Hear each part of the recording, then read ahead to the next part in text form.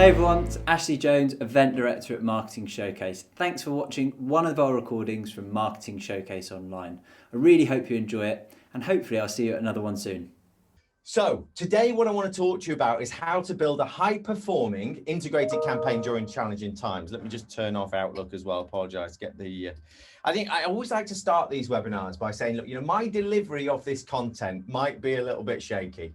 I had a bit of a rough night's sleep last night. We've got lots of little kids in the house, and it was a tough night's sleep. So my delivery is shaky, but the words, the content is really good. And actually I'm saying that because it's a lot of it's based on our experience in our business and that of our clients. So it's kind of real life, tried and tested experience that's got us to this point. So let's just start with a warning. So the warning is, and by the way, you can download this these slides when we get to the end. So there's a QR code, you can scan them, you get all the slides. So the first thing to say, the content of this talk is quite geeky. I'm not normally quite so geeky, but I want to try and make sure that we understand that there are some policies, there are some frameworks that as a marketing department, we should be doing, we should be implementing. But and also when I wrote this was actually at the beginning of the COVID time. So it was like, I do want to make sure that you understand that I'm not just totally oblivious to the COVID situation. I'm trying to express some positivity in the world, but I'm also there to try and help businesses recover as well. So I recognize it's difficult for some of you. I know some of you can't transact and some of you can transact. So, okay, let's get on with it. The challenge. So one of the challenges that you guys face, which I heavily sympathize with, is the fact that you're faced with a world of conflicting advice, not necessarily conflicting advice, but advice of how you should be running your marketing department. And often it's supplied without evidence, but on the back of an agenda. So my talk is fueled by and powered by Force 24, which means that we're here to sell something, which means that ultimately it's tailored to what we do and what we've learned and how our product works. So I want you to just realize that I want you to take one thing from my talk. Take one thing. If you take 2 things, 3 things, that's amazing. But as a minimum, take one thing. And that's what you should do for all the talks you hear today or in any of the webinars. So question is always, who should I trust? Just take it, see if it can work for you. If it can work for you, use it. If not, don't worry about it. But I see quite often marketers that do beat themselves up about their potentially being stuck in a bit of a rut with things, or they're not moving forward fast enough. They don't know where to turn. And it's just to say, just adopt that mindset, and it helps me just take one thing.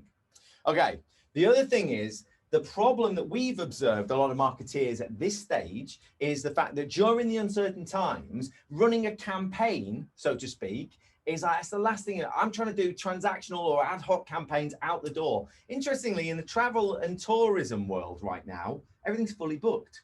So we've gone from a problem where we couldn't transact to the fact that we got no capacity now, so there's nothing we can do. We're all fully booked for the next 6 months. But it's not actually about that. It's about remaining front and center in the hearts and minds of our customers and our prospects. So I get that at the moment, this might not be the top priority for you, but I think it's important that when we've got a message to get out the door, we embrace a campaign style or campaign principle. And that's quite important. Okay, just a second. Alexa, turn Glenn off. That's the geekiest thing you'll ever see. I've got my fan heater hooked up to my Alexa and it's called Glenn. So anyway, so let's move on. Before I start the actual bit, I know I just said before I start, but there's 2 before I start. What I wanted to quickly run through is a little bit of a ground rule as a marketeer. And this is something that I live by. And it's something that I try to preach to everybody that I work with and everybody that I talk to. And that is the first thing that you as a marketeer need to do is become energized and passionate, but maintaining a dose of empathy. So passion and energy lets the business know that I'm on it, that I understand my audience, and the empathy means that I can relate to my audience. I know what gets people excited, but I also listen to the sales team and I talk to customers. So quite a lot of us marketeers, we're sat in the ivory tower, executing comms, totally oblivious to the outside world, other than what the stakeholders in the business give us. That's not good enough these days. We have to get on the floor. We have to listen to the conversations. We have to be able to observe what people are experiencing, because we as marketeers are the linchpin of the business. doesn't matter what industry you are. And even if your business doesn't yet recognize that, know that yourself. Do not stand for second best. When I'm executing a communication for anything, whatever it is, if it's something I've written by hand and sending out to the company, whatever it may be, I have to read it and I have to make sure that what I'm putting out is quality and is what I want to say. So if it's a campaign and the artwork, you look at it and you think, oh, don't send it. It has to be right. Gordon Ramsay would never deliver that plate of food, and neither should you. Squint test. I often talk about the squint test. I love this.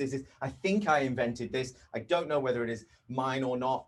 But what I do is when I load artwork up on screen, if it's a banner ad, if it's an email, if it's whatever, load it up on screen, sit back in my chair, squint and look at it. If the message pops, nailed it. If it doesn't, back to the drawing board. And that's sometimes hard when it's my work, to go back to the drawing board on your own work. So listen, just don't stand for second best. Become energized, become passionate, become that marketeer you want to be.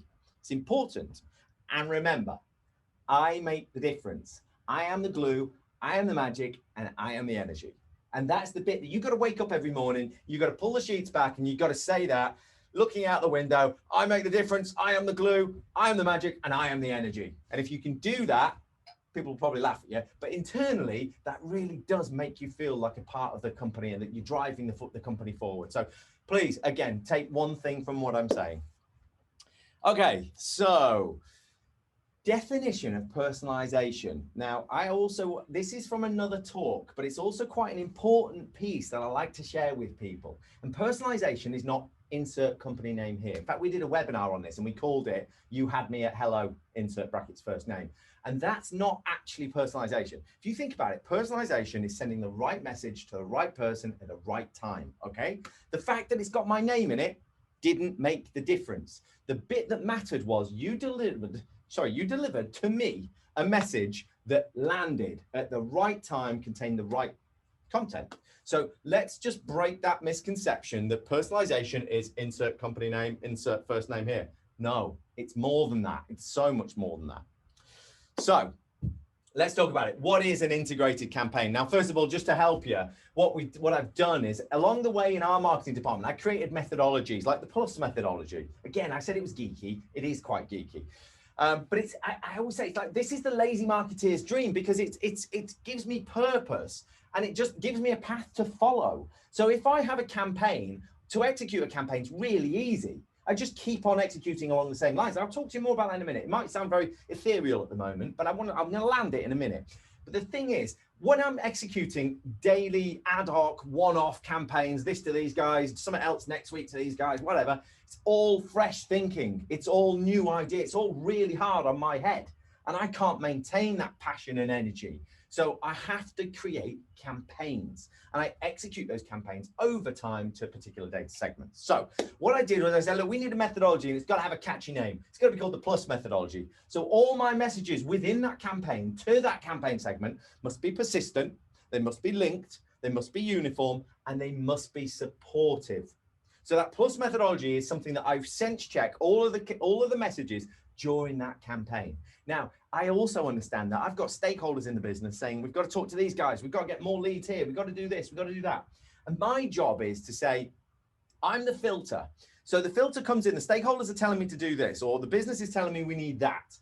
And I'm looking at these guys over here, my customers, my prospects, and I'm saying, I'm going to relate all of that now into my campaign methodology, and I'm going to execute out orderly. I'm not going to knee-jerk reaction based on what the sales guys or what the MD or the director are telling me. I'm going to follow my methodology. I'm obviously going to look after my stakeholders, but I'm going to do it in a way that is optimized for my audience. So we'll come on to PLUS in a little bit more. The next thing that I like to do then is to build a funnel. And this helps me understand my data. So obviously I'm talking now about segmentation, but I'm talking not about the vertical segmentation. Butchers, bakers, candlestick makers. I'm talking about engagement segmentation. Yeah, yes, of course, you've got to do your butchers, bakers, and candlestick makers, of course. But we all know that. I'm talking about marketing funnels now. I'm talking about what do I want out of this campaign? And what I'm going to talk to you about in a moment is this concept of commercial and awareness. Commercial is actually activation. I've renamed it since then, but I didn't update this slide. Sorry about that. So we've got awareness communications, we've got commercial communications, and we've got human communications. Okay, so if you imagine I'm executing my campaign, let's pretend I'm holding a webinar. Let's put it really simple. I'm holding a webinar and I've got a campaign to invite you to my webinar.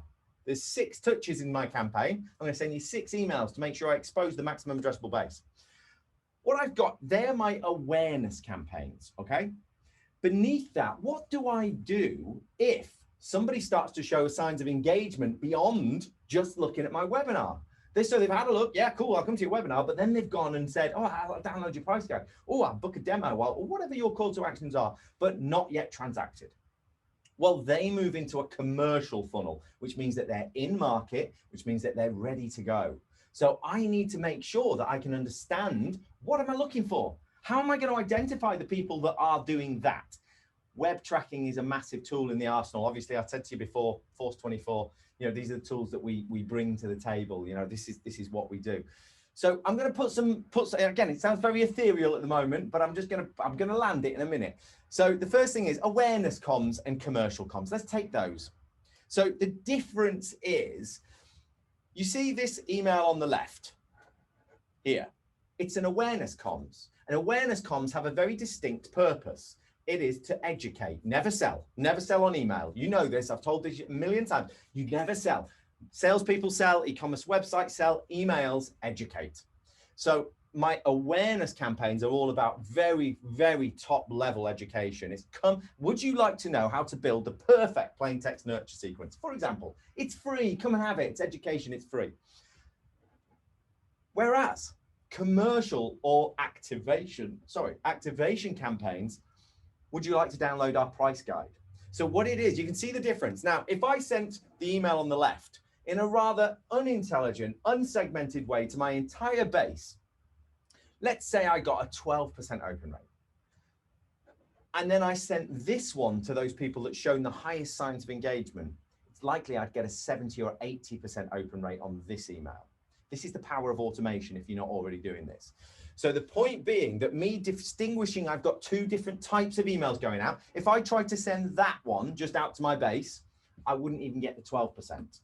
Because where's the value? Who really wants to know about this price list of some company I don't even know just yet? So it's important that we, in our business, understand that we've got 2 different types of communication styles. I'm getting my words out. I've got my awareness and I've got my commercial. My commercial educates for free. No, I'm getting it wrong. So sorry. My awareness educates for free. My commercial attempts to activate you through education, again, into a commercial discussion. Okay. So I've got to be very careful who gets those. So really, do you know what at the end, what we're going to do is we're going to say, look, anybody wants a demo? And our demos are not very salesy, to be honest with you. They're very much about these tactical executions and how you deliver them. So if anybody does have any questions about this kind of stuff moving forwards, and we haven't got time in the Q&A, we can definitely talk about it on a demo together about how you adopt and embrace this kind of thing. The next thing that I always say is my campaign needs a killer idea. This is the empathy thing. And the killer idea is just an idea. Okay, so I know this has got to be suited to these guys over here, my prospects, not these guys up here necessarily, my stakeholders. So empathy tells me right now what this audience wants to know about is X. So I'm with my energy, with my passion, magic, and glue. I'm going to go to my stakeholders. I'm going to say, look, I'm going to run a piece on X. What have you got? And that's a massive shift. If you're being bombarded by stakeholders versus you bombarding stakeholders, life becomes a lot better. I'm controlling the stakeholders and they are pushing the content to me in line with what I want. But the killer idea. So how do we do this? Well, one of the techniques that I use for creating a killer idea is just to sit back and think, what do they want to know about? Well, everybody's talking about COVID. Everybody's talking about recovery. What about how to run an integrated campaign during challenging times? It's just a title. Doesn't mean anything yet. And then what we do is we sense check that idea with a sales team, with people that are talking to the clients. And we understand, is my idea adaptable and multifaceted? And what I mean by that is, if you said the cheapest dishwasher on the market and you sold dishwashers, there's not many campaigns you can do around the cheapest dishwasher on the market, really, is there? There's not a lot you can do. So whereas if you did something like one of our campaigns was You're Not Alone, and the You're Not Alone campaign was all about free training, free support, how, you know, everybody dealing with the North American providers, they feel a little bit alone, a little bit. You're not alone with Force 24. We're with you. We're on your time zone. We've got the free training support. We've got 2-minute SLA on contact. You know, so we can talk about that for quite a long time through lots of different channels. So your idea just has to be quite catchy and punchy for these guys, but it actually has to be adaptable and multifaceted. Wing it past the sales guys. My God, a harsher set of critics never did exist. So if they like it, you're onto a winner. But remember, you've not actually expended any time on this yet, other than to think of that idea. Once we've done that, we establish a messaging framework for that idea. And that messaging framework, remembering that plus methodology, is all about what are we going to say about You're Not Alone? What does it mean? How are we going to do it? And our view is that firstly, there's a number of big wins here. So firstly, we should embrace the human argument. And again, I've talked about this till the cows come home for years. It's the human argument. You can download it. This guide has got it. There's loads of our other guides that have got it in. Go to our knowledge base on our website. And we talk about this quite a lot. And it basically says, look, if I'm going to get you to do something, I'm going to run through certain steps. That is introduction. Then I'm going to go social proof. Then I'm going to go gain. Then I'm going to go fear. Then I'm going to go logic. And then I'm going to go urgency. And if I stick these together into a sequence, it hits all angles. So there's your 6 touches that I talked about before, 1 in 6 rule on email. And then you've got the 6 reasons to skin your idea. So you talk about who from your client base is benefiting from whatever aspect you're talking about. Gain, what do people stand to gain? Fear, what happens if you don't do this and everybody else does? Logic pulls it together. Loss or urgency. Hey, be quick, guys. You know, you got to be quick. These are running out. And in a world where a lot of things never run out, you know, like for us, for example, you know, we have to create urgency, like a webinar. A webinar creates urgency because a few days before the webinar, it's tomorrow. Don't want to miss it. Boom, gone. So it's important that we establish that framework of how we're going to deliver those messages. And then what we do is we have to build an artwork framework. I said there's a couple of big wins here. That big win, firstly, is that messaging framework I just showed you means that life's easy. I don't have to do much thinking. All I have to do is frame it in these 6 different angles, and then I've got it. But the other thing is, good news for you guys is simplicity is everything. So one of the things that I want to get across to you guys right now, and I see a trend in British marketing that isn't necessarily reflected in North American marketing, is that we are too verbose on our emails. We have to get simplified, and we are too verbose because we're trying to cover too many angles. So split it, say more emails, but less on each one. That enables us to be more effective. So why is that another big win? Because actually, if I build 6 emails in a go, I just build 1, I copy it, and I change it, and I tweak it. I change the background colors. So 1 times 6 is not the amount of time that you spend on it. It is, you know, we say that an email should take you no more than 5 minutes to build in our product. That's our aim, 5 minutes. Content, spend all the day on that, as long as you want on that. But the construction of an email, 5 minutes. If it's more than that, you've over-engineered it. And I really like this sort of really simple attention, which is the pre-header, by the way. I don't know if we've done lots of guides on pre-headers. Interest. You remember that ADA thing you used to get when printed? Attention, interest, desire, action. Well, we've adapted it for email. You should go interest, action. So no more than 10 words, no more than 2 paragraphs, 1 button, 1. Not 5, not 7, not 7 columns with 7 news articles. Depends what the context of the email is. Remember, only take 1 thing. But you should only be using 10 words, 2 paragraphs, 1 button. And if you're not able to do that, rationalize, break it into multiple emails.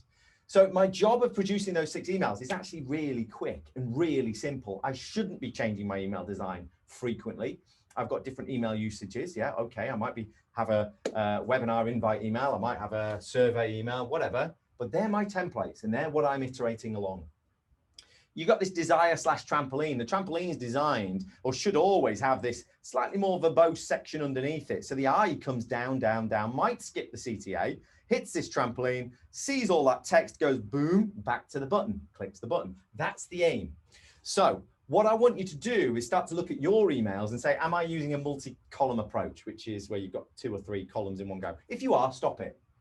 Single column, simple, 10 words, 2 paragraphs, 1 button. You can't always do it. You can't. I get that. I totally get it. But if you can, you should.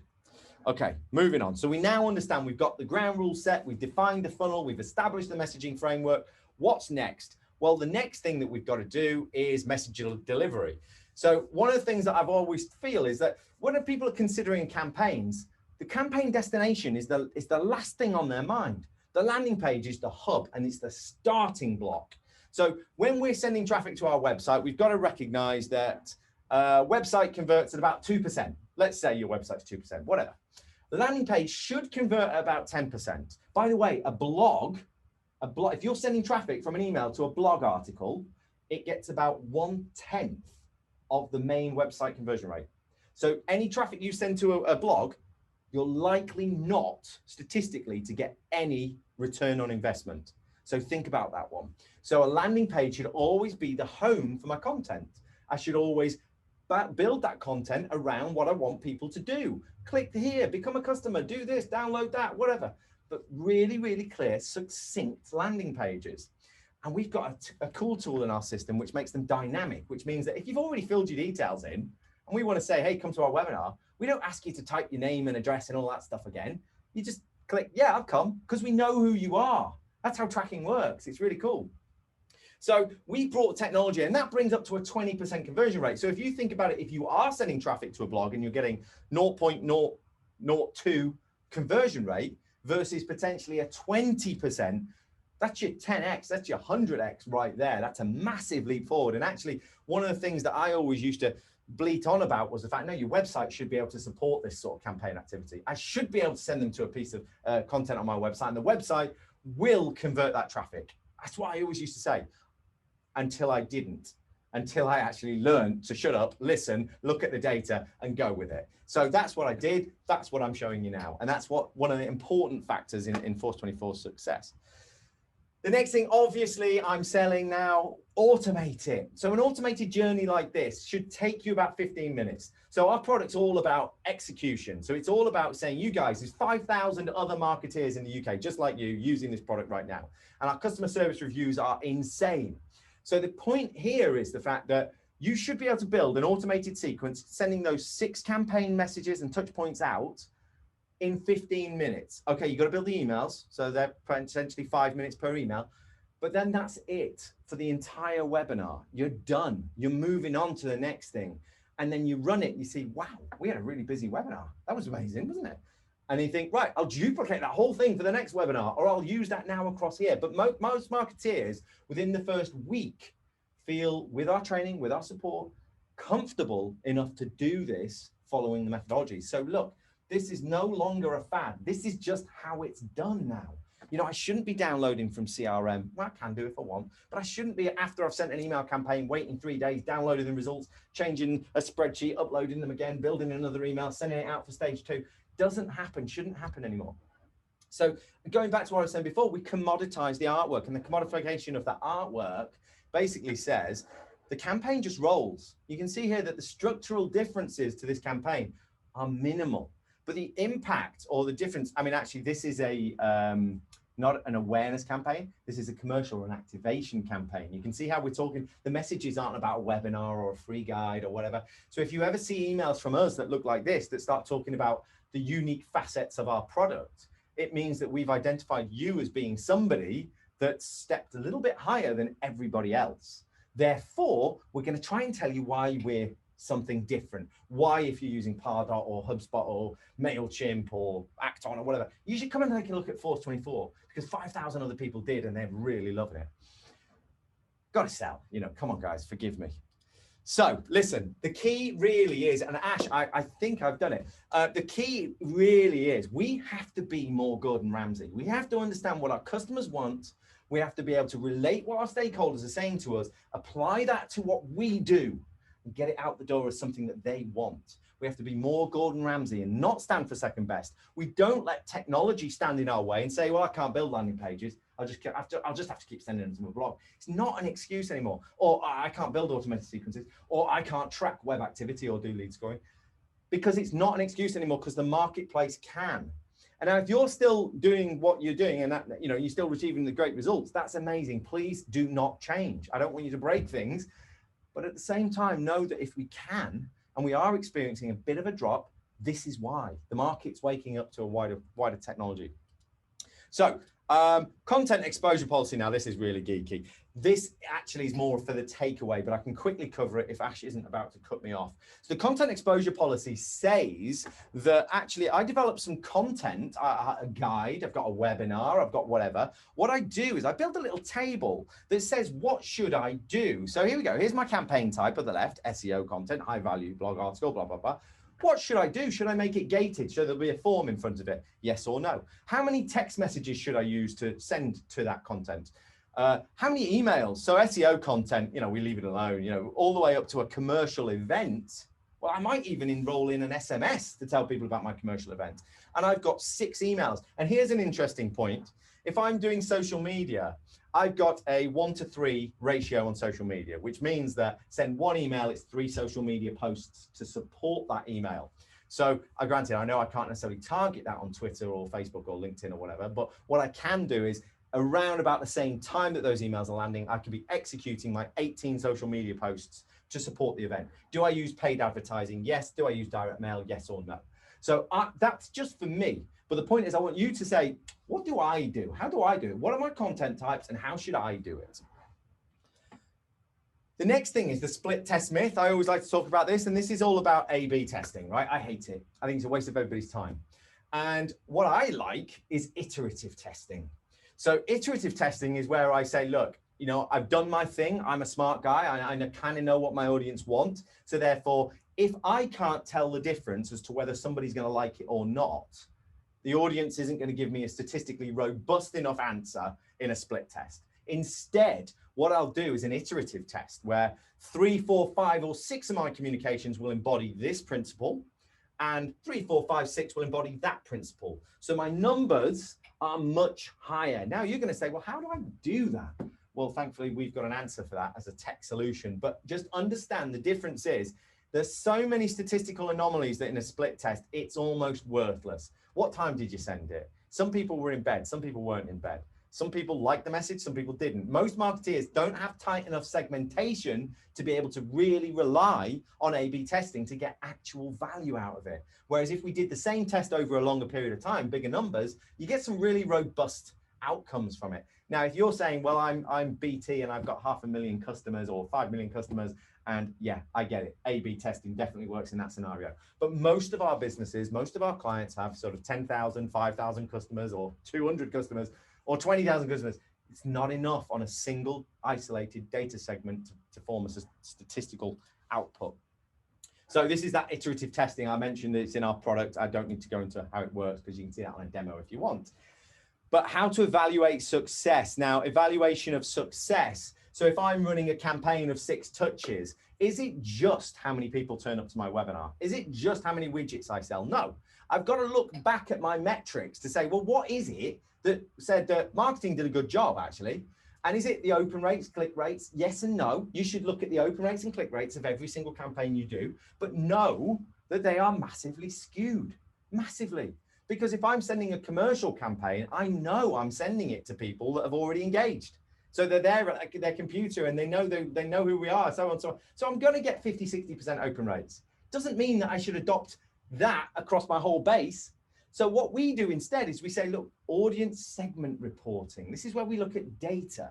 This is where we look at people and say, stop looking at the campaigns for a minute and look at the people. And one of the tools that you've got in your toolbox is lead scoring. If you haven't got lead scoring, I said it in 2018, 2019, 2020, 21, lead scoring is the biggest innovation you can have in your marketing department that you haven't got yet. Get it and life changes. So lead scoring says, oh, this audience, this data segment, see the blue line here, it's like a friendship index. How much do they like you? Oh, they don't like you so much right now. And that helps me guide with how they've engaged in the past. what I'm going to do next. So you see when it's up in this hiatus, it's like the comedian on stage. He doesn't need to warm you up anymore. He's going for the killer jokes constantly.